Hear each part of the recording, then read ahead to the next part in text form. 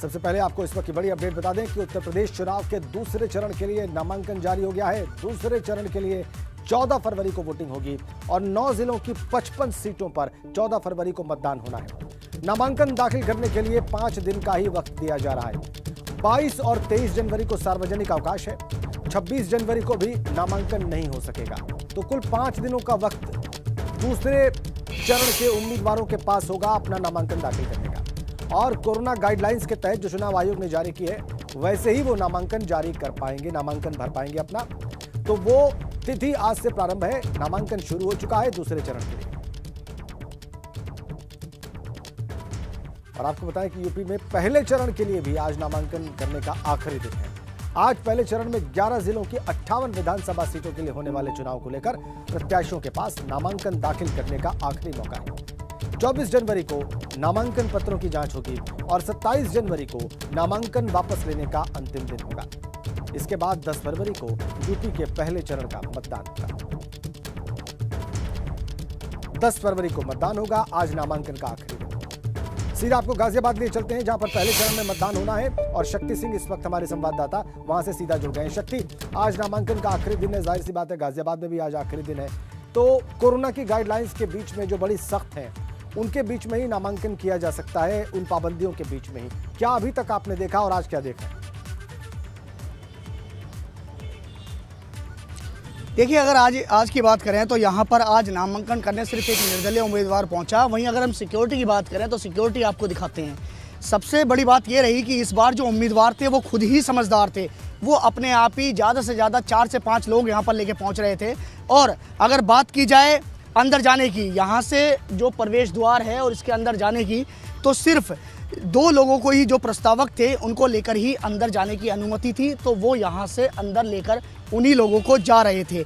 तो जिस तरीके से हमने देखा, हमेशा हमने और चुनाव भी कवर किए हैं, उसमें हमने देखा कि यहाँ पर जो इतना भीड़ भड़ाका होता था कि किसी के एक के ऊपर एक आदमी चढ़ा होता था, यानी कि भीड़ बहुत होती थी। लेकिन इस बार क्योंकि कोरोना है, कोरोना की गाइडलाइन है, उसको देखते हुए जो उम्मीदवार थे उन उम्मीदवारों में भी इतनी सहनशीलता थी कि वो भी ज़्यादा लोग लेकर यहाँ पर नहीं पहुँचे। सिक्योरिटी व्यवस्था की बात करें तो सिक्योरिटी व्यवस्था, हालांकि आज खाना पूर्ति ही यहाँ पर की जा रही है। अगर खाना पूर्ति की बात करें तो यहाँ पर सिर्फ एक खाना पूर्ति ही चल रही है। इसे हम कह सकते हैं कि यहाँ पर सिक्योरिटी पर्पस इस समय एक खाना पूर्ति ही इसे कह सकते हैं, क्योंकि आज नामांकन का जो दिन है वो अंतिम दिन है। और जितनी भी जो प्रमुख पार्टियां हैं उन सभी के जो लोग हैं वो जो पर्चा है वो दाखिल कर चुके हैं।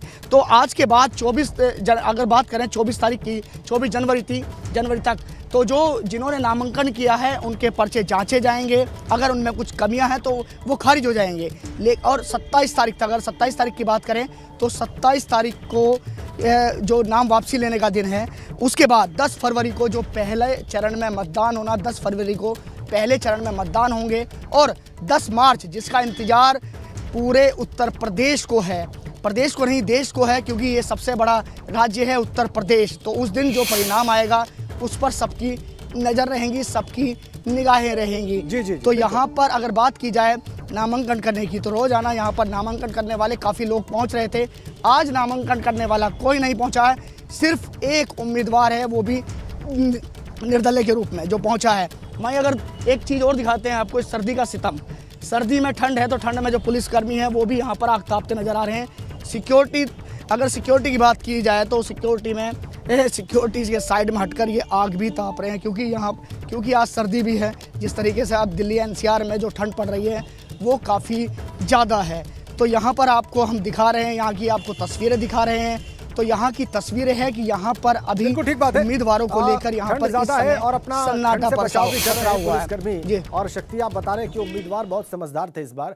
वो 4 से 5 लोगों से ज्यादा के साथ नहीं पहुंचे अपना नामांकन करने के लिए। और आज एक निर्दलीय उम्मीदवार को ही वहां पर जहां पर आप मौजूद हैं आज नामांकन करना है। बहुत बहुत धन्यवाद इन तस्वीरों के लिए और इस जानकारी के लिए शक्ति। और एक बड़ी अपडेट आपको दे दें। बड़ी अपडेट ये है कि मुख्यमंत्री योगी आदित्यनाथ दोपहर 3 बजे भारतीय जनता पार्टी के कार्यालय पहुंचेंगे। सूत्रों के हवाले से बड़ी जानकारी, 3 बजे मीडिया सेंटर का उद्घाटन भी कर सकते हैं मुख्यमंत्री योगी आदित्यनाथ। हालांकि एलईडी रथ को आज रवाना नहीं किया जाएगा।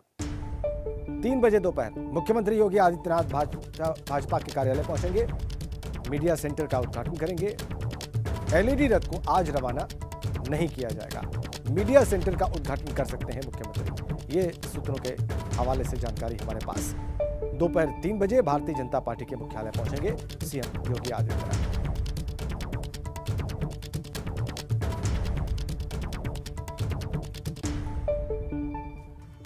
अगली बड़ी अपडेट कौशाम्बी से इस वक्त हमारे पास है।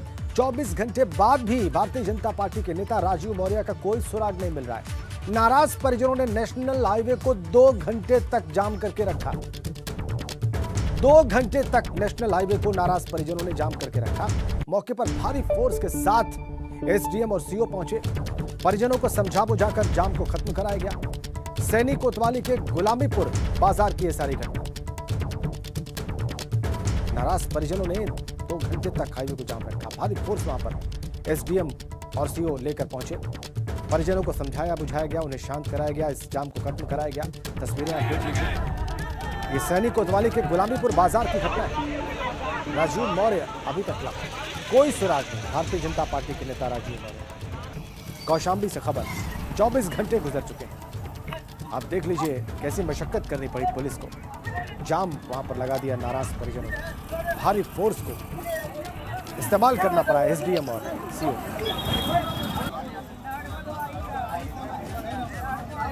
एक दिन से ज्यादा वक्त गुजर चुका है। भारतीय जनता पार्टी के नेता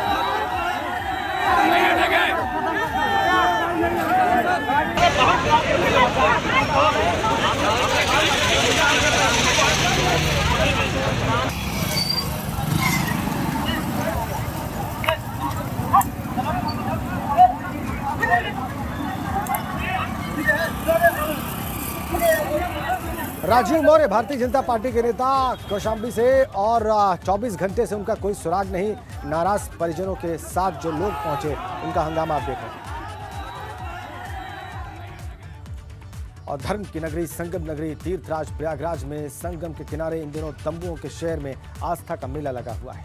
आस्था के माघ मेले में वैसे तो धर्म, संस्कृति, आध्यात्म और सनातन परंपरा पर चर्चा होती है, लेकिन इस बार यहाँ लगे महात्माओं और दूसरे भगवाधारियों के शिविर में सियासत पर भी खूब बहस हो रही है। देखिए हमारे संवाददाता मोहम्मद मोइन की ये रिपोर्ट।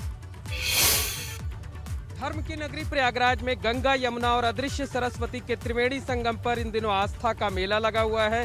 आस्था के माघ मेले में देश भर से संत, महात्मा और श्रद्धालु आए हुए हैं। महाराज जी, विधानसभा का चुनाव उत्तर प्रदेश में भी हो रहा है, कितना महत्वपूर्ण चुनाव मानते हैं आप, और किस तरीके से आप लोगों के जो शिविर हैं उनमें धर्म और आध्यात्म के साथ साथ चुनाव पर भी चर्चा हो रही है? आज उत्तर प्रदेश में जो चुनाव चल रहा है, होने वाला है, उसको देखते हुए प्रत्येक व्यक्ति के दिल दिमाग में एक बात आती है कि सरकारें कैसी होनी चाहिए। जो सरकार समाज के हित में कार्य करे, विकास का कार्य करे, शिक्षा स्वास्थ्य का कार्य करे, रोजगार का कार्य करे, ऐसी सरकारों को पुनः स्थापित होना चाहिए और ऐसी सरकारों को अपने आप में आकर के जो है समाज का हित रक्षण करना चाहिए। महाराज जी, जो वोटर्स हैं, वोटर्स को क्या नसीहत दे रहे हैं? क्योंकि आमतौर पे देखा जाता है कि उत्तर प्रदेश में अधिकतम 60% लोग ही मतदान करते हैं। तो संत महात्मा क्या चाहते हैं कि जो मतदाता है वो किस तरीके से लोकतंत्र में अपने अधिकार को लेकर जागरूक हो? वोटर तो वोट दें, लेकिन ये सोच समझ के दें कि कौन विकास करेगा, कौन हमारा ध्यान रखेगा, कौन चोर उचक्कों से हमारी रक्षा करेगा, कौन लूट खसोट नहीं करेगा, कौन विकास के पथ पर विकास के कार्य करेगा, कौन हमारी आन बान शान की रक्षा करेगा। ये नहीं कि रोज कुछ ना कुछ कांड होते रहें। शांति रहे, सौहार्द रहे, प्रेम रहे और देश हमारा आगे। महाराज जी, कहा यह जाता है कि बिना संत महात्माओं के आशीर्वाद के कोई भी सत्ता नहीं हासिल कर सकता, ना कामयाब हो सकता है। तो संत महात्माओं का आशीर्वाद इस बार किसके साथ? देखिए, संत कभी किसी पार्टी का नहीं होता है। संत धर्म संवाहक होते हैं, धर्म प्रचारक होते हैं। हम लोग धर्म प्रचारक हैं। हम आम जनता से भी, संतों से भी एक ही आग्रह करते हैं कि आज जो देश में कई वर्षों से, बीते 25-30 वर्षों से जातिकल विघटन हो रहा है, ये जातिकल विघटन ही हमारे समाज को विखंडित कर रहा है और देश को हानि पहुंचा रहा है। इसलिए सब लोग वोट तो सभी दें। वोट का प्रतिशत जितना बढ़ेगा, सरकार भी सशक्त होगी, हमारी शक्ति भी सशक्त होगी।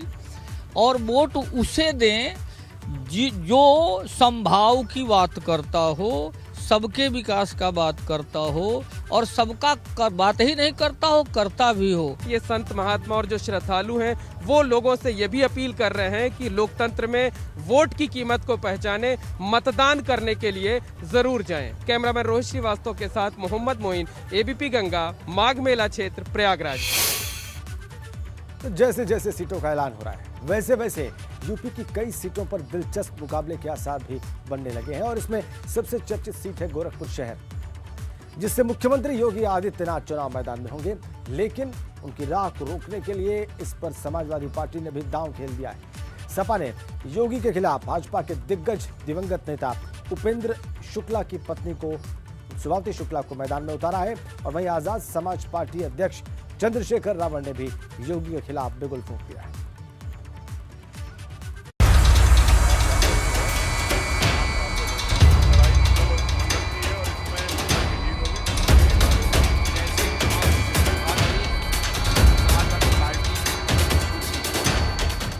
गोरखपुर की सदर सीट पर जोरदार फाइट, योगी गढ़ में किसका भौकाल टाइट।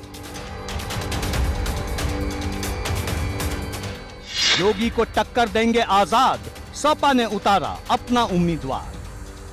गोरखपुर में जाके जनता के सामने अपनी बात रखेंगे और मुझे विश्वास है कि गोरखपुर की महान जनता हमें आशीर्वाद देगी। यूपी के चुनावी महाभारत में अगर किसी सीट की सबसे ज्यादा चर्चा है तो वो है गोरखपुर की सदर सीट, जहां से मुख्यमंत्री योगी इस बार चुनाव लड़ रहे हैं और अब इसी सीट से आजाद समाज पार्टी के मुखिया चंद्रशेखर आजाद ने ताल ठोक दी है। जिस तरह से पूरे 5 साल उत्तर प्रदेश में हम विपक्ष के रूप में लड़े हैं, ऐसे ही गोरखपुर में जाके जनता के सामने अपनी बात रखेंगे और मुझे विश्वास है कि गोरखपुर की महान जनता हमें आशीर्वाद देगी और योगी आदित्यनाथ जो है इस बार वापस जो है अपने आम काम पे लौटेंगे। मठ के काम पे लड़ाई मंडल और कमंडल की है और इसमें मंडल की जीत होगी, कमंडल की हार होगी। चंद्रशेखर आजाद का ये ऐलान 2014 के लोकसभा चुनाव की याद दिला रहा है, क्योंकि इसी तरह अरविंद केजरीवाल नरेंद्र मोदी को चुनौती देने वाराणसी पहुंच गए थे। हालांकि केजरीवाल को हार का सामना करना पड़ा था, लेकिन जो काम केजरीवाल नहीं कर पाए क्या वो चंद्रशेखर आजाद कर पाएंगे? ये सवाल इसलिए भी बड़ा है क्योंकि इस सीट से समाजवादी पार्टी ने शुभापति शुक्ला को अपना उम्मीदवार बनाकर मैदान में उतार दिया है। शुभापति शुक्ला स्वर्गीय उपेंद्र दत्त शुक्ला की पत्नी है। शिवावती जी, बहुत बहुत बधाई आपको टिकट मिलने की। अब आगे क्या तैयारी है? चुनाव लड़ना है, नेताजी के विचारों को आगे बढ़ाना है। गोरखपुर सदर सीट पर करीब 4.5 लाख वोटर हैं, जिनमें सबसे अधिक कायस्थ वोटर की संख्या है। यहाँ कायस्थ वोटर करीब 95,000, ब्राह्मण 55,000, मुस्लिम 50,000, क्षत्रिय 25,000, वैश्य 45,000, निषाद 25,000, यादव 25,000, दलित 20,000। इसके अलावा पंजाबी, सिंधी, बंगाली और सैनी कुल मिलाकर करीब 30,000 वोटर हैं। लेकिन सभी जातियों के वोटर चुनाव में जाति देखकर नहीं बल्कि गोरखनाथ मंदिर यानी योगी आदित्यनाथ के नाम पर वोट देते हैं। मतलब यहाँ लाख कोशिश करने के बाद भी सारी पार्टियों का जातीय समीकरण बिगड़ जाता है। ये सीट पिछले 33 सालों से भाजपा के पास है। 2017 के विधानसभा चुनाव में सपा और कांग्रेस का गठबंधन हुआ था। दोनों दलों ने मिलकर राहुल राणा को संयुक्त प्रत्याशी बनाया था। लगा था कि चुनाव रोचक और जोरदार होगा, लेकिन भाजपा के राधा मोहन दास अग्रवाल ने सपा के राहुल राणा को 60,730 वोटों के अंतर से हरा दिया। वैसे यहाँ एक जुमला बहुत मशहूर है कि यहाँ जिस पर भी योगी का हाथ होता है उसकी जीत पक्की हो जाती है, और मौजूदा विधायक राधा मोहन दास इसका जीता जागता प्रमाण हैं। और इस बार तो खुद योगी चुनाव लड़ रहे हैं।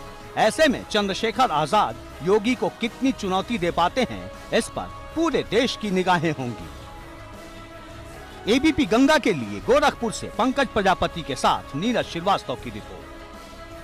एक ब्रेकिंग अपडेट इस वक्त हमारे पास है। भाजपा में शामिल होने के बाद अपने ससुर मुलायम सिंह यादव से मुलाकात की है अपर्णा यादव ने और ट्वीट करके इस मुलाकात की और आशीर्वाद लेने की, पैर छूकर आशीर्वाद लेने की जानकारी दी है। साथ में तस्वीर भी ट्वीट की है। तस्वीर आप देख रहे हैं, तस्वीर आपकी स्क्रीन पर हमने रखी है। पैर छूकर मुलायम सिंह यादव के आशीर्वाद दे रही है उनकी छोटी बहू अपर्णा यादव, जो भाजपाई हो चुकी हैं 2 दिनों पहले, और भारतीय जनता पार्टी का उन्होंने दामन थामा है। देखिए ट्वीट करके क्या लिखा उन्होंने। भारतीय जनता पार्टी की सदस्यता लेने के पश्चात लखनऊ आने पर पिताजी या कहें नेताजी से आशीर्वाद लिया। ये एक लाइन का ट्वीट और तस्वीर साथ में, जो तस्वीर हम आपको अभी दिखा रहे थे।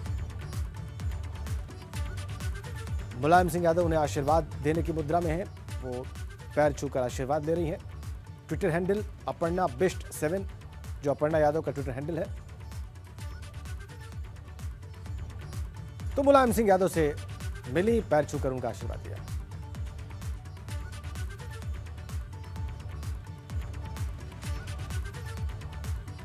और आपको बताएं कि उत्तराखंड में भाजपा ने अपने प्रत्याशियों की पहली लिस्ट जारी कर दी है और चक्राता से भाजपा ने गायक जुबिन नौटियाल के पिता रामचरण नौटियाल को अपना उम्मीदवार बनाया है।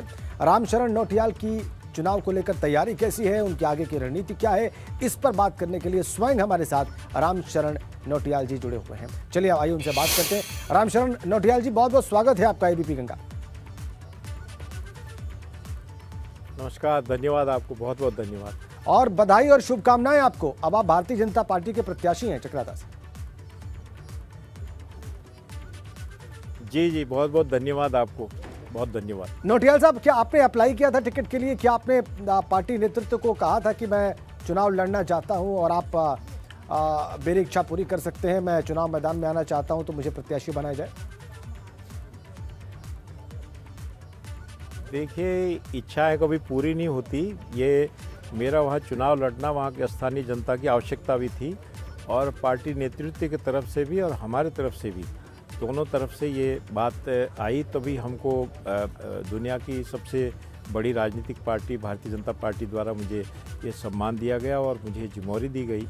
मैं देश के पूरे शीर्ष नेतृत्व को अपने भारतीय जनता पार्टी के और यहाँ स्थानीय स्तर पर माननीय मुख्यमंत्री जी, माननीय अध्यक्ष जी को मैं बहुत बहुत धन्यवाद देना चाहता हूँ। उन्हें विश्वास दिलाना चाहता हूँ अपनी पार्टी को कि हम इस सीट जो है भारतीय जनता पार्टी के लिए जीत करके आएंगे। आपके पुत्र बहुत सुंदर गायक हैं, हम सभी उनके गीत सुनते हैं और उन्होंने अपने गीतों से और अपने मधुर गीतों से उत्तराखंड को जो है बहुत प्रसिद्धि दिलाई है और सिर्फ भारत में नहीं, पूरी दुनिया में। तो उनके उस गायन का, उनकी कला का, उनकी लोकप्रियता का आपको कितना सहयोग मिलेगा चुनाव में? देखिए, वो सहयोग भी मिलेगा और जौनसार बावर चक्राता क्षेत्र जो है, इस जनजाति क्षेत्र में हम लोग, मेरा बेटा वहीं पैदा हुआ, हम भी वहीं पैदा हुए, ये हमारी मातृभूमि है। और जुबिन ने वहाँ जौनसार बावर का नाम पूरे दुनिया के पटल पर, दुनिया के प्लेटफॉर्म पे, सोशल मीडिया प्लेटफॉर्म पे पहुंचाया है।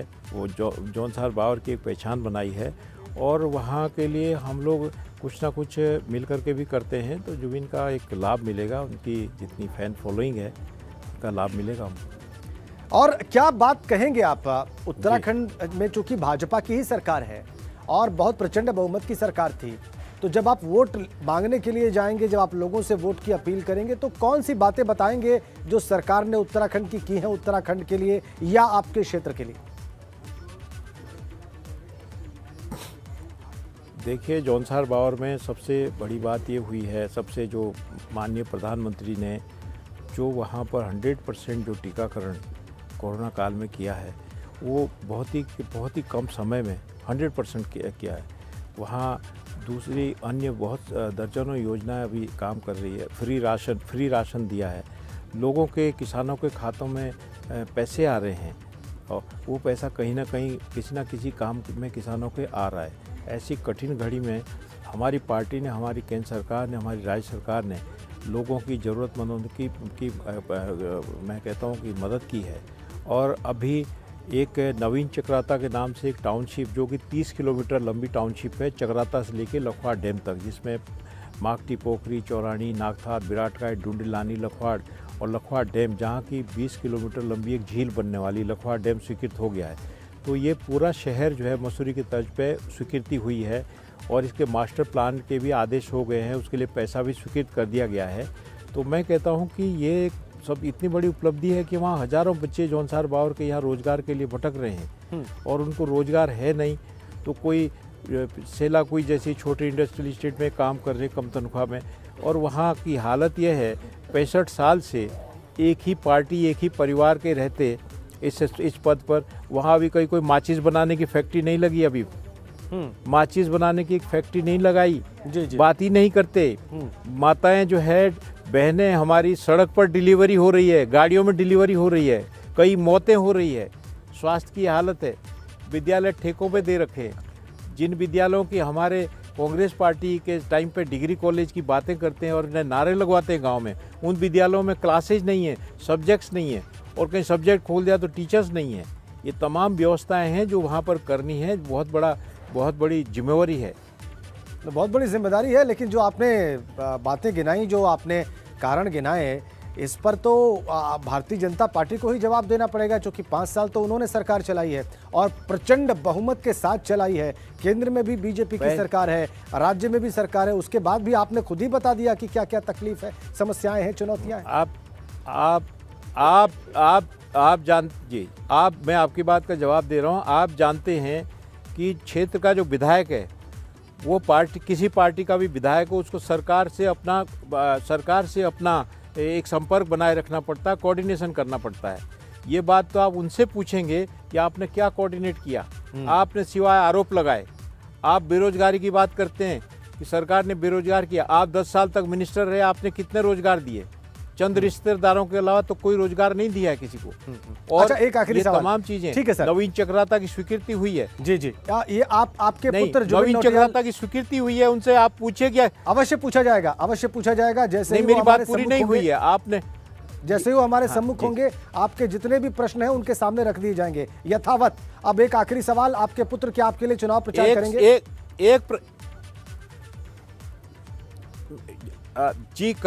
करेंगे।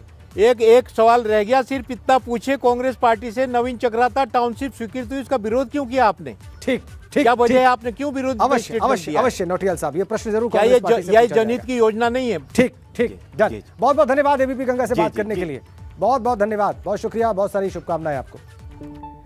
तो जुबिन नौटियाल अपने पिता के लिए चुनाव प्रचार करेंगे। अभी उनके पिता रामशरण नौटियाल हमसे बात कर रहे थे, उन्होंने बताया कि वो क्या मुद्दे लेकर जनता के बीच में जाने वाले हैं, और स्थानीय विधायक का और कांग्रेस पार्टी पर भी उन्होंने हमला बोला। नवीन चक्राता टाउनशिप का विरोध कांग्रेस पार्टी क्यों कर रही है, ये सवाल भी उन्होंने पूछा।